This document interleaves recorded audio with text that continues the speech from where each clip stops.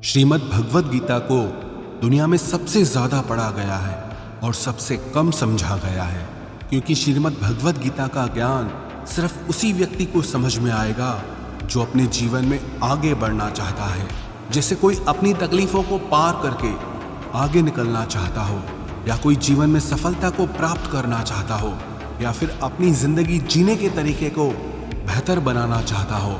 वास्तविकता में गीता मनुष्य के जीवन को हर तरह से बेहतर बनाती है।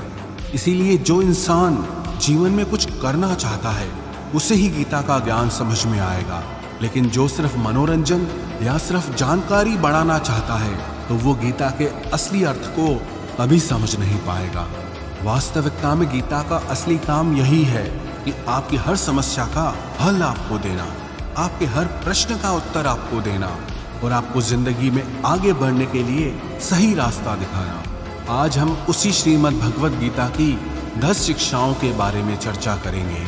श्रीमद् भगवद गीता की पहली शिक्षा ये है कि ये कलयुग अर्थ और काम का युग है। इसका मतलब आज के युग में लोग आपसे सिर्फ तभी रिश्ता रखेंगे, आपसे सिर्फ तभी प्रेम से बात करेंगे, या तो उनका आपसे कोई काम बनता हो या आपसे किसी को पैसे मिलते हों। आज के समय में किसी के मीठे शब्दों से उसके चरित्र को अच्छा मत समझ लेना। ये मीठे शब्द आपको फंसाने के लिए बोले जाते हैं। जैसे ही किसी का स्वार्थ आपसे पूरा हो जाता है, फिर पता चलता है कि उस इंसान की असली जुबान कैसी है, क्योंकि इंसान को छलने के लिए मीठे शब्दों से बड़ा और कोई हथियार नहीं होता।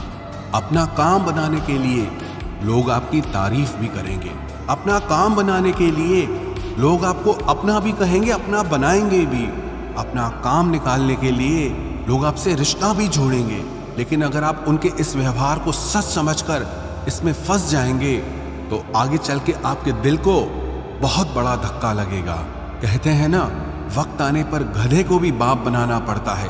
वास्तविकता में ये वही युग चल रहा है जहां लोग अपना स्वार्थ पूरा करने के लिए किसी भी हद तक गिर सकते हैं।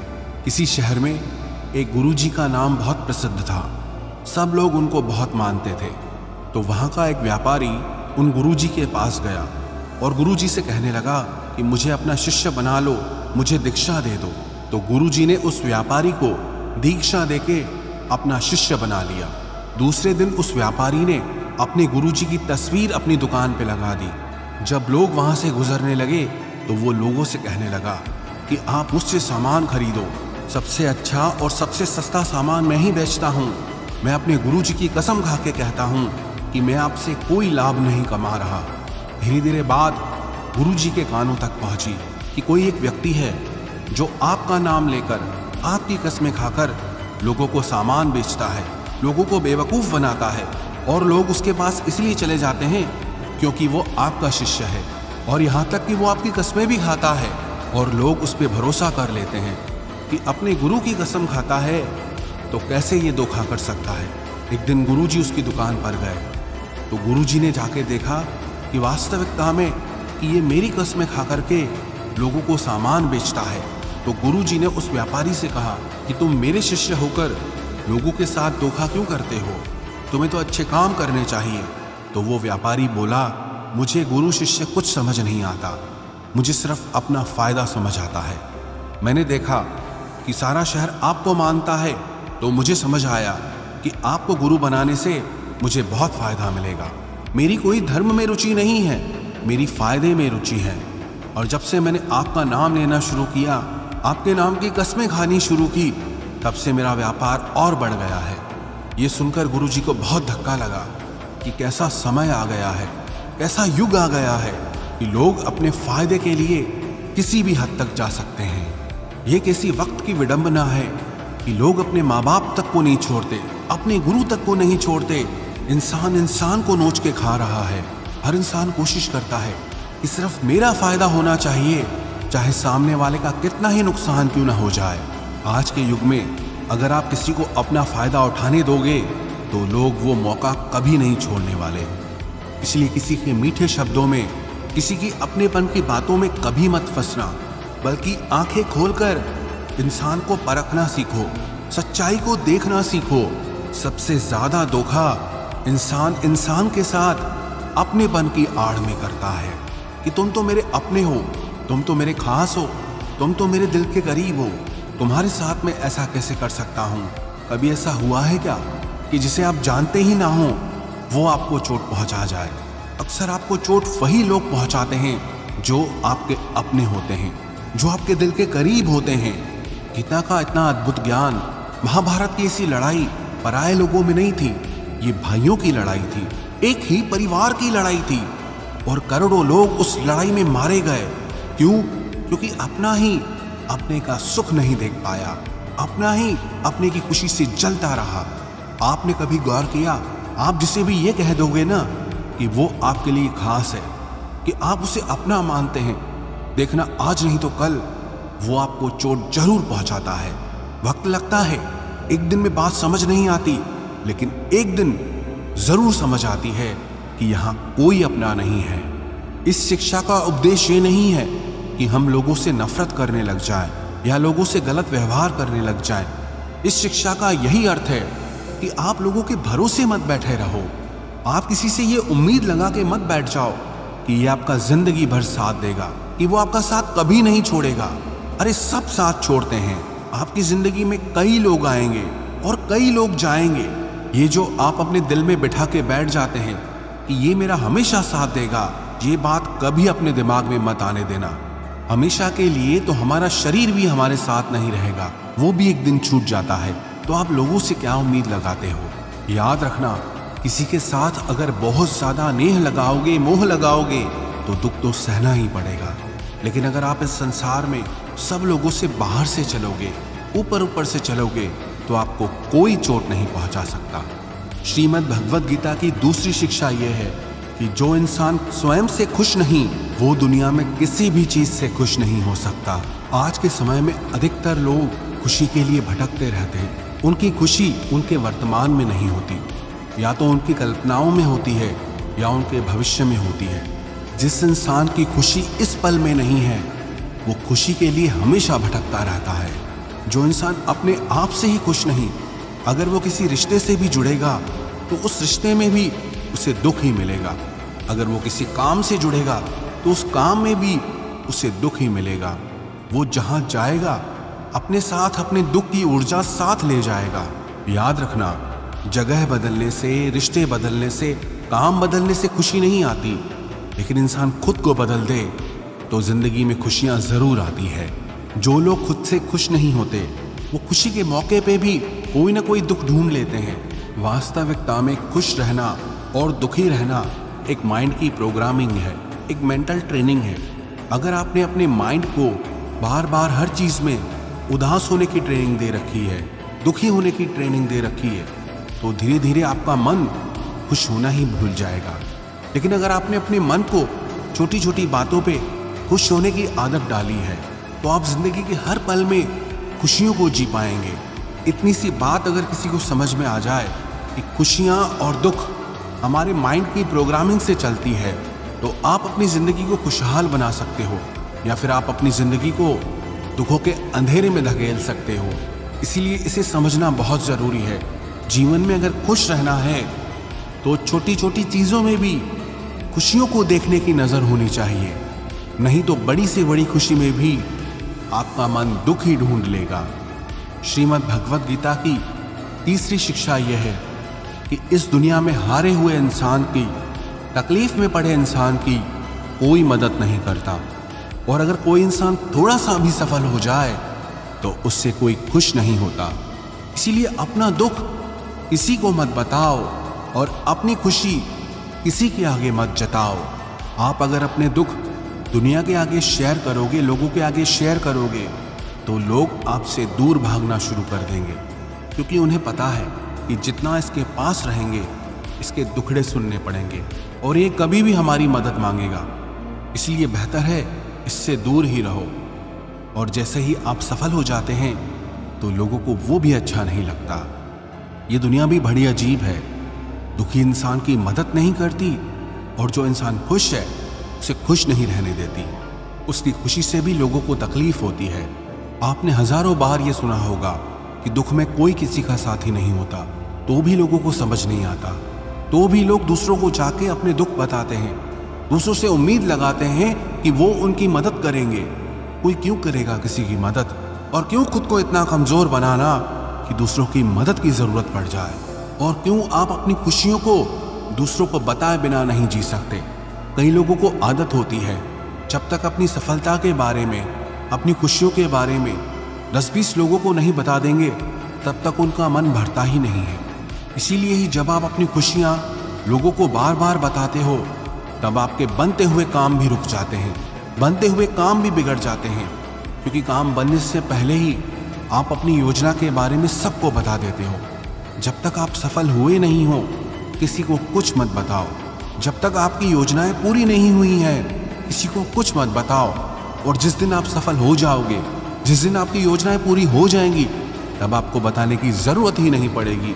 लोगों को अपने आप आपकी सफलता दिख जाएगी। इसलिए चाहे आपकी खुशी हो, चाहे आपका दुख हो, उसे अपने तक ही रखना चाहिए।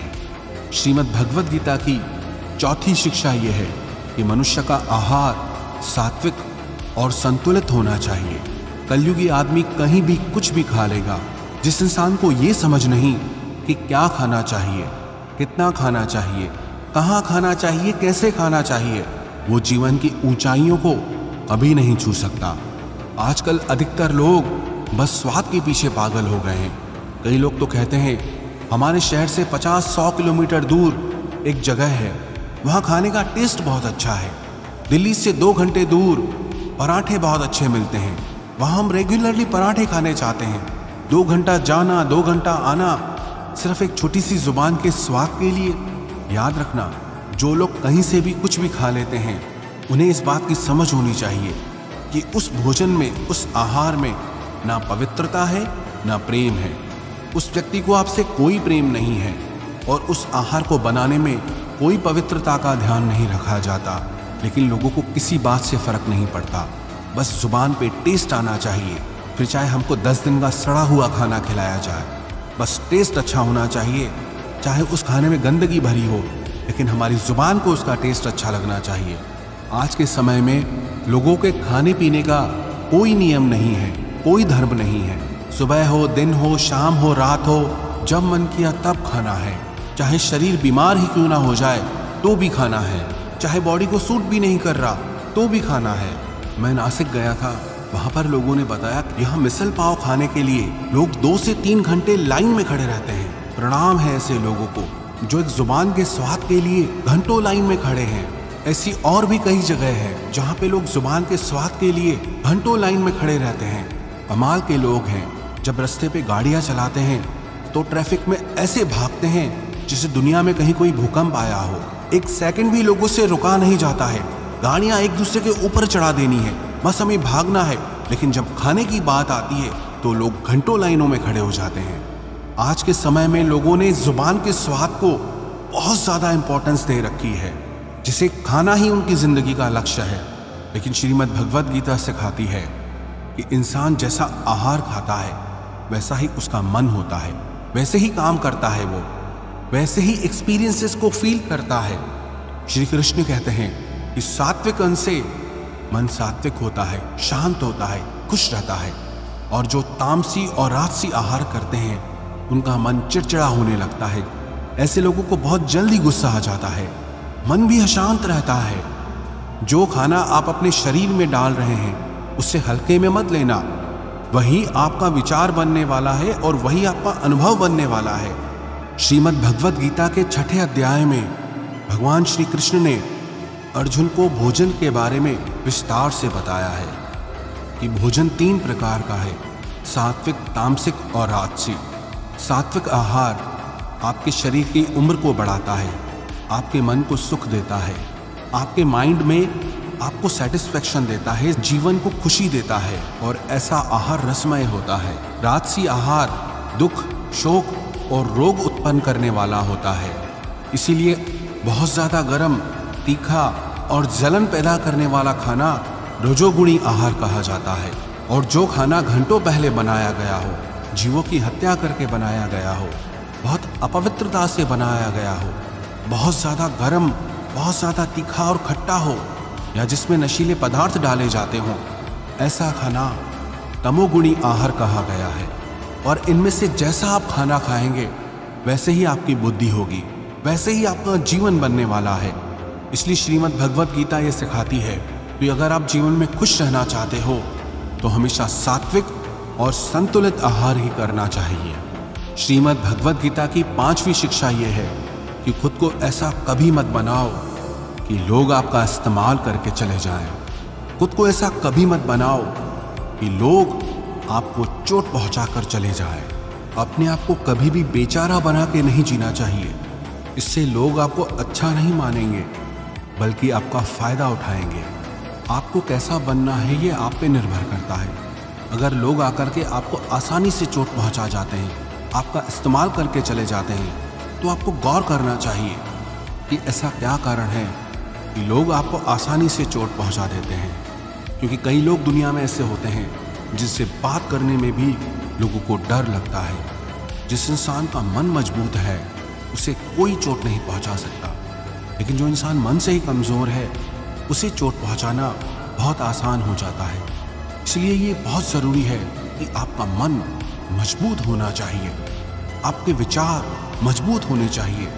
कमज़ोर मन और कमज़ोर विचारों के साथ जियोगे तो जगह जगह आपको चोट ही लगती रहेगी।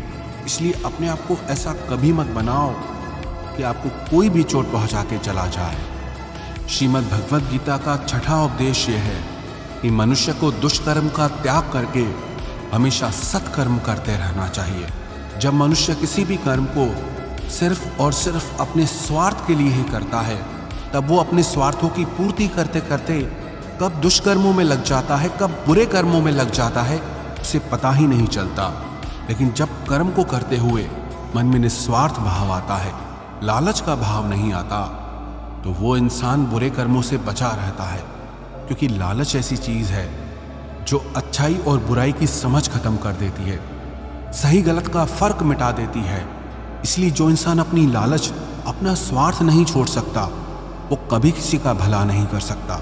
ऐसा इंसान न समाज की सेवा कर सकता है, न लोगों की सेवा कर सकता है, न अपने देश की सेवा कर सकता है। क्योंकि उस इंसान का लक्ष्य सिर्फ और सिर्फ अपना फायदा निकालना होता है, सिर्फ अपना पेट भरना होता है। एक लालच से भरा हुआ प्राणी जुर्म करने में भी देर नहीं करता, कोई अपराध करने में भी देर नहीं करता। इसलिए जीवन में अपने स्वार्थ से थोड़ा ऊपर उठकर जीना चाहिए। क्योंकि कर्म का चक्कर ऐसा है, जिसने जो किया है उसका फल उसे ज़रूर मिलता है। जिसने जो बीज बोया है उसका फल उसे ज़रूर मिलेगा। अगर किसी ने कांटे बोए हैं तो उसे कांटे ही मिलेंगे। अगर किसी ने फूल बोए हैं तो जिंदगी भी उसका फूलों की तरह स्वागत करेगी।